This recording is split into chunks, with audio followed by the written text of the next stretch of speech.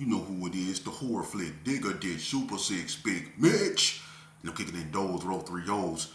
And I'm bringing 28 101s because we Vegas sons, it's the Chronicles.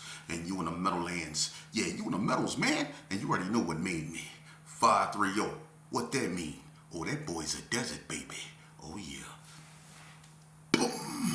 Hope a dub scrub. Look at it. 22-inch gold Dana Danes. And Big Bolo Yang. Yeah, I could never sit on my claims. Welcome to Vegas Chronicles with the whole Super 6, Mr. Digger.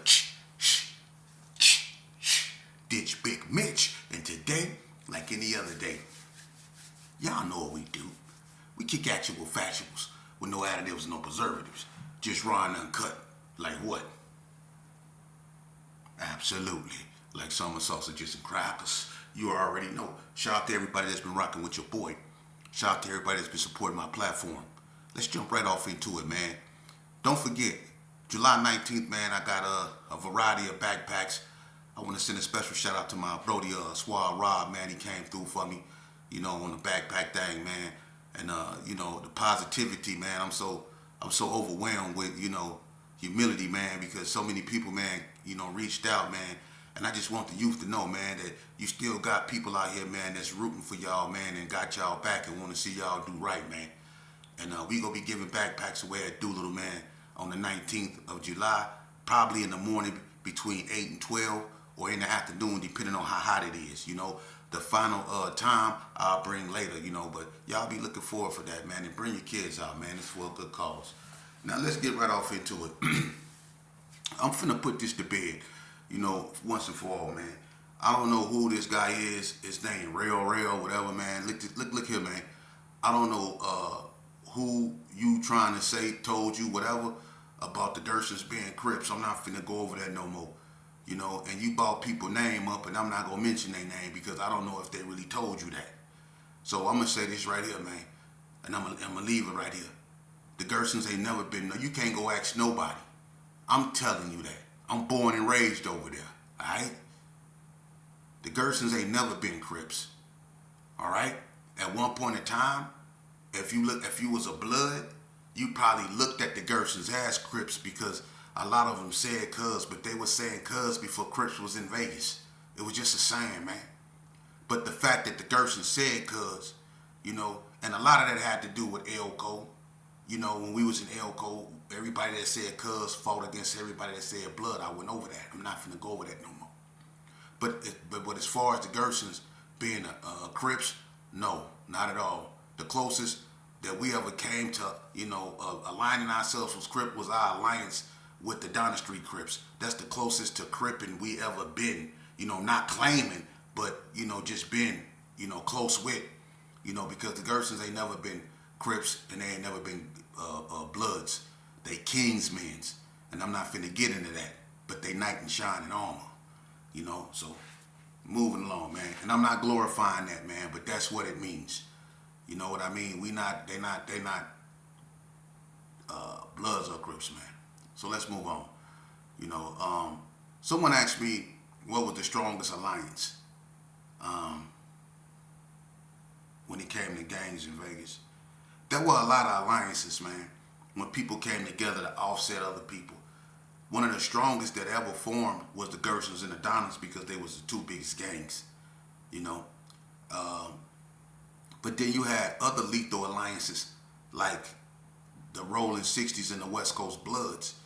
They had family relations, Pac-Man and Money Ma and them and, so on and so forth. But, that was a cold alliance too, But I'm going to tell you, the strongest alliance, besides the Gersons and the Bloods, because when the Gersons and the Bloods formed the West Side Alliance, that was strong because the Gersons and the Bloods make up the majority of the West Side. You got other gangs on the West Side, smaller Crip gangs, but the Gersons and the Bloods, you got the three biggest blood gangs on the West Side, which is the Coast, the Playboys, and the Pirus. The Hood, which is in Northtown, they the oldest, but the three oldest on the West Side, they clicked up with the Gerson, and the Gerson being the biggest gang in Vegas, that was a strong alliance. But an alliance that can't nobody deny was just as strong was the Northern Alliance, the Northtown family. That alliance right there was powerful. When all the Crips came together in the North, that was a strong alliance, man. And I remember when they had that fight with the Gersons up at the school, I was in the joint when that happened. I think that was either at Cimarron or Cheyenne. And it was all on the news, man. And the North, you know, they came up there deep and they got the fighting, you know, with the G's, you know what I mean? And the North showed out. Who was there getting slammed on them bleachers though, man? They showed up. When they was on the news, right? They showed someone getting slammed on the bleachers out of line, man. I don't know who that was, but they was getting slammed on them bleachers. They had that cat like this here and just paused him and boom, slammed him on the bleachers, man. I don't know who that was, but it was all bad, you know. But the North showed out, and you know, being in the penitentiary, you hear about what they be doing out there, and the North was a strong alliance, man. You know, especially when Lump got out. When Lump got out, they really turned up. They was turned up, you know. So the Northern Alliance probably, besides the West Side Alliance, was the strongest alliance, man. And you know, one thing I will say about alliances, like later on you had like the 60s, the View and Donnas and all that stuff linked up, that newer generation. I'm gonna tell you something about that. Back when I was coming up, you couldn't pay the original Rolling 60s, the big ones that come up out of Crib City, the Cary Arm area. Them the real 60s right there. I'm not saying the ones that's in Casa Rosa, they not, but the 6-0s that come from up over there. I'm talking about Big Jed, them, Big Nutty and all them, Torture Chamber, Slowpoke, all them cats up over there, KD. You know, you couldn't pay them to form an alliance with Hot Rod, Foo, Blue Zone, Dre Mac, Charlie Mac, and all them cats down there, Gangsta Lump, Blanca, you know, Antique. You couldn't pay them cats to form an alliance with them, man. Ain't no way. That was some newer generation stuff. You see, the 6-0s, you know, they, you know, other than the 50s and the West Coast, you know, and not all the 60s was with the West Coast Alliance. You know, like I say, that was a family thing. But the 50s and the 60s, they linked up. You know, but that's after the, you know, the 50s turned rolling 50, because they used to be UCCs, Undercover Crips. But they turned rolling 50s and linked up with the 60s, which made the 60s, you know what I mean, they really never needed no help because the 60s was always outnumbered mostly. You know, but the 60s always held their own, and that's one neighborhood that I can say always held their own, you know. And I'm not trying to glorify this or nothing, that's the truth. The 60s held their own. You know, they didn't get along with nobody at one point until they formed that alliance with the rolling 50s and had relationships with the West Coast Bloods. Vegas is different. There's no neighborhood moving car out here, although you have neighborhoods that align themselves with that. But as far as that really being stationed out here in Vegas, they don't have that out here. Vegas have its own thing, you know. And it's a trip because I'm going to be honest with you. When a lot of Cali Crips come out here, one of the main neighborhoods that they used to, I'm not saying that they do now, but one of the neighborhoods they used to mainly get into it with was the Donna Street Crips. The Donna Street Crips and the Cali boys, for some reason, not all of them, but a lot of them, they just didn't get along. And there was incidents at the Silver Nugget between the Cali boys and the Donna Streets where people were unalived, you know what I mean?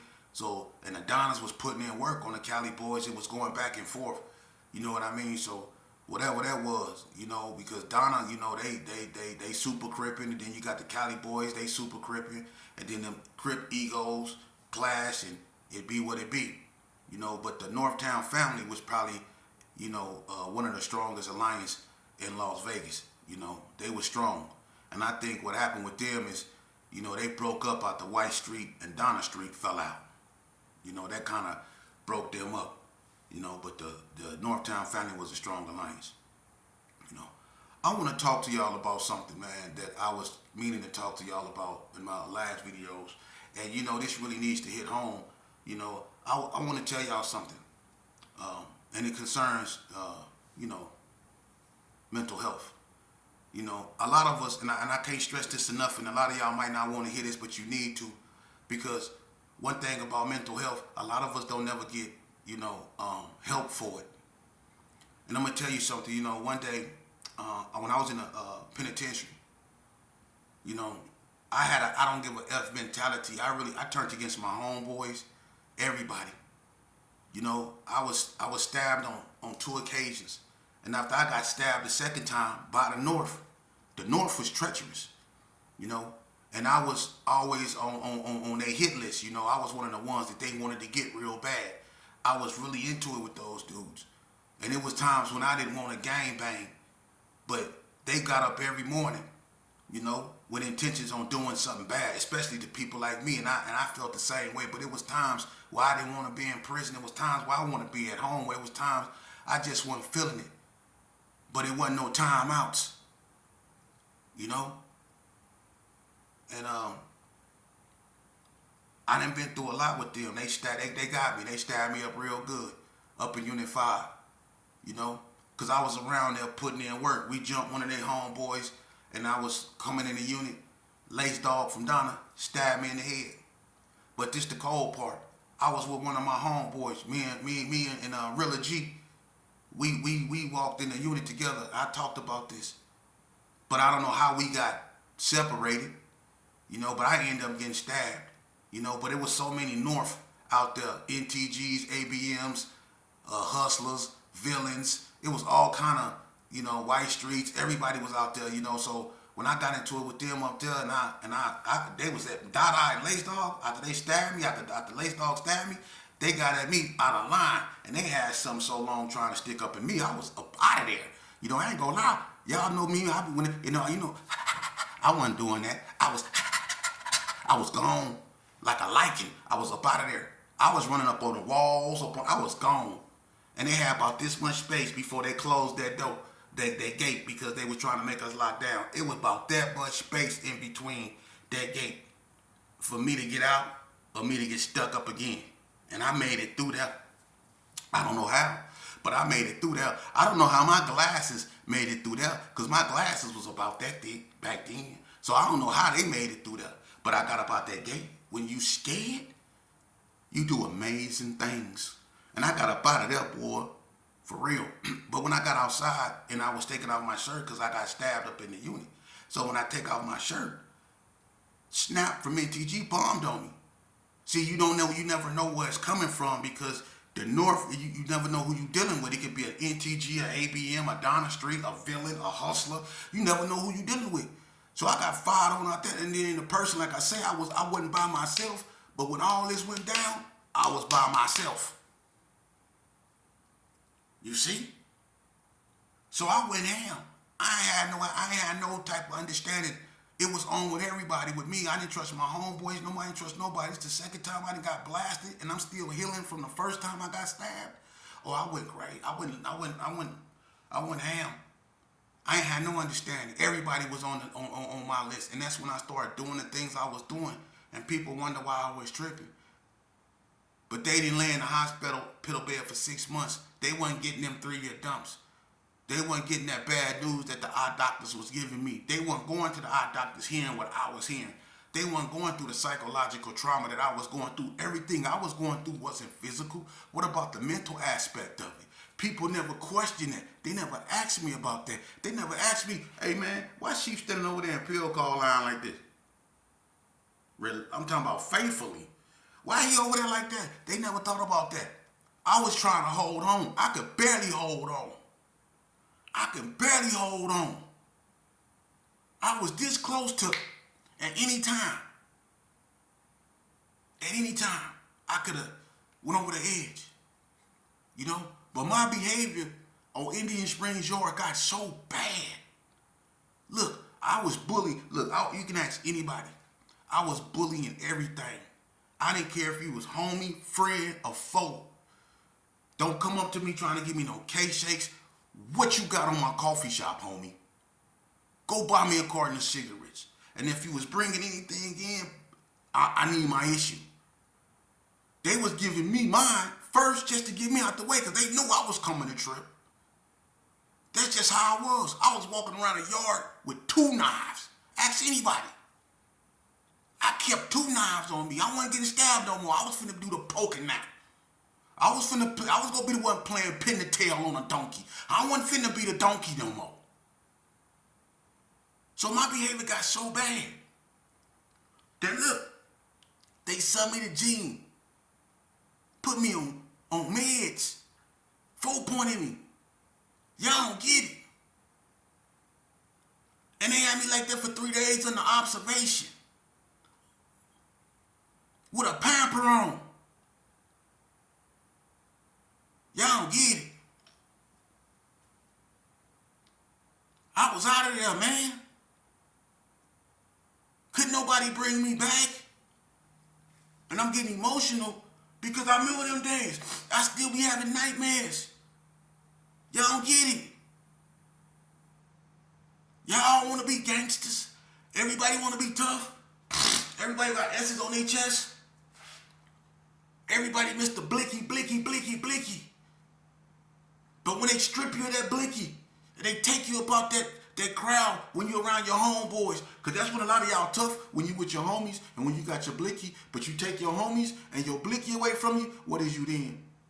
Huh? What are you then? Excuse me. What is you then? When they take that blicky, what is you then? Huh? I done seen a lot of y'all fold.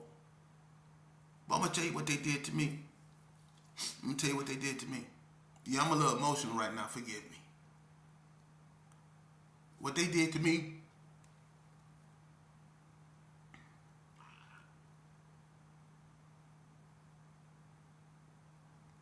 they sent me to NSCC,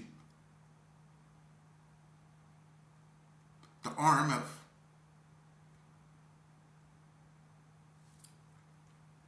And they hid me. They hid me. They put me back there in an ECU. Yeah. Not just the ordinary ECU where they can come outside. No, they got a part. It's like a hole where they put you in the back. They number rooms in a shower. Rooms on this side, rooms on this side. And it's a shower. And it's a door they come through. Ain't nothing else in there. Ain't no tables, none of that. Just rooms. And they put you back there. I was back there for almost a year. And they stripped me. They took all my property. And I was back there with Tubby Root from Pyru. Heavy set, wore glasses. And all they did was fill me up with medication. And they just bought my tray. They didn't care if I ate it or not. They bought it, and if I took it, I took it. If not, after a certain amount of time, they came back and they took it. But I was so gone, you know? And I was on force meds, meaning I had to take it, or they was going to 4-point me again. I didn't get no mail. I didn't get nothing. They stripped me. Yeah, and I had to walk around like that. But I remember one incident because some people, they used to let come out. The nurse, she had this thing she used to roll. It was a thing that she used to hand out medication. And she used to be with the staff. And I remember one day she came back there and they let certain people out. They wouldn't let me out. They come to my door because I guess I was too violent. The only thing they would do, they'd let me out for 10 minutes to take a shower. I couldn't even use the phone. My phone, it did not work. It was like I didn't exist. They really hid me because they knew what they was doing to me. They was trying out all kind of stuff on me. That's how they found out what I was allergic to. Yeah. But one day I was back there, and it was in the morning, and they called Tubby Roo out. And Tubby Roo got into it with the nurse. And Tubby Roo had a reputation. You know how them monkeys, they'll put their hand behind them and they'll use the bathroom in their hand and they'll throw that stuff. Tubby Roo had a reputation of putting his hand and using the bathroom in his hand and throwing that stuff on people. He had a reputation of doing that. Ask anybody. I'm not lying. Him and the nurse got into it. I don't know what she wouldn't get Tubby Roo. But she should have gave it to him.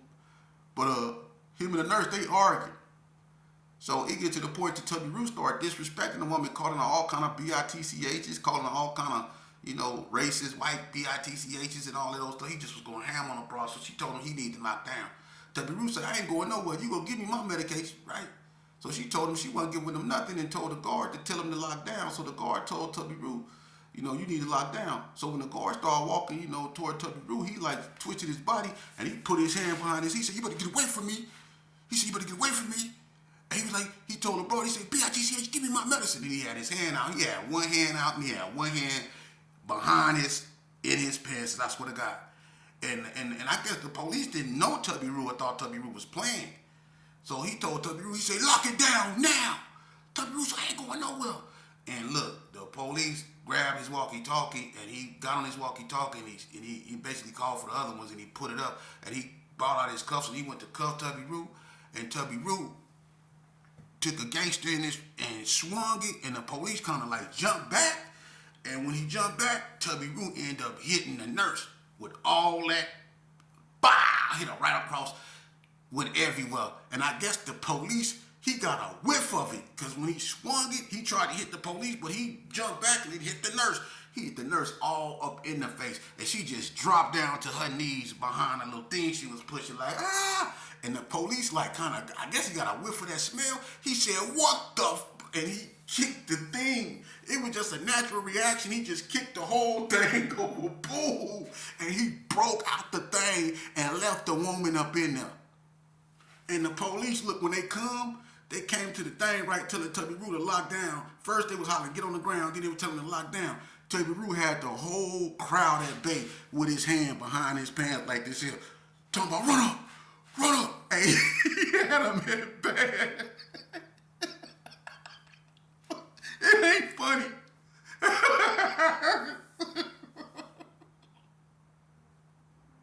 It ain't funny, but he had him at he wouldn't run up on him.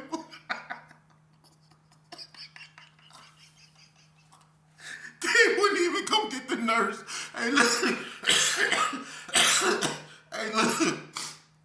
I know I'm an emotional roller coaster, man, but hey, look. It was so, and you had to be there, right? Because I ain't never seen that many people that scared of one man because he had his hand behind his man. The nurse right up over there, she covered in it, right? And I know they see it, and the police that ran up out of there, he looking through the window like that.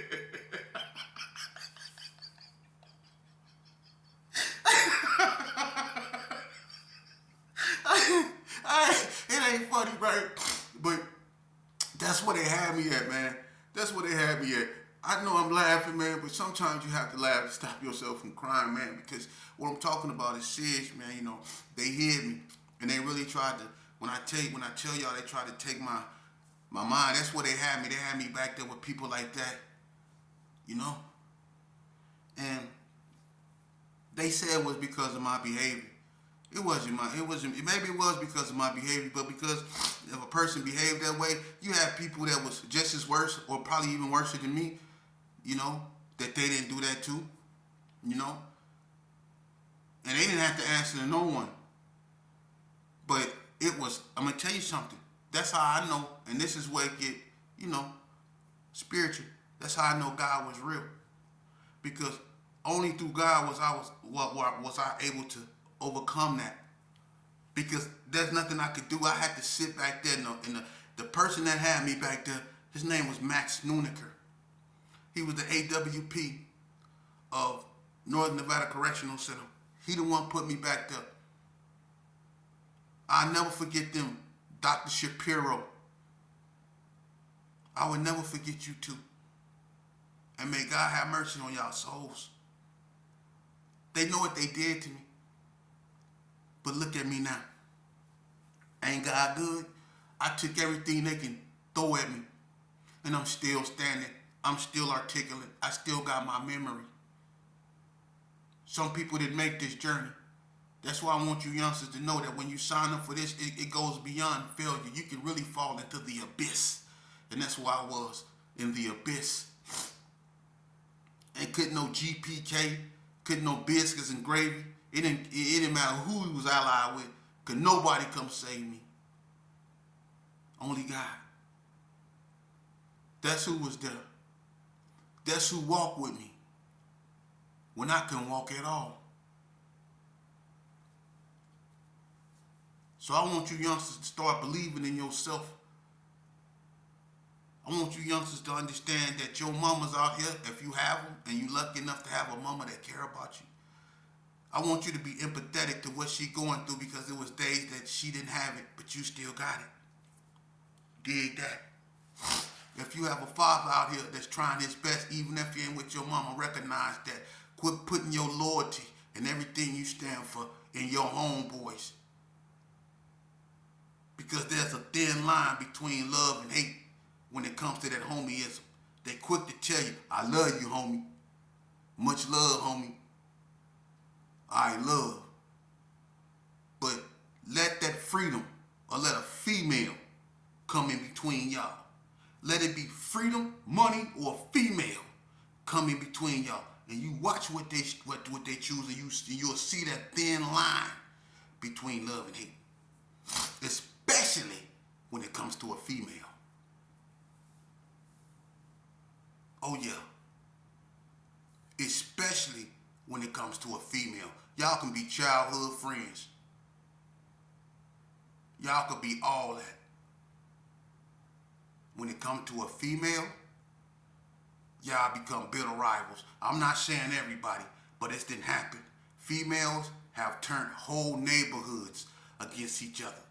Whole neighborhoods have fell out because two dudes got into it over a woman. That's what a lot of gang wars be about. For real. These cats then got into it over a female. Sometimes it be deals gone bad. Or people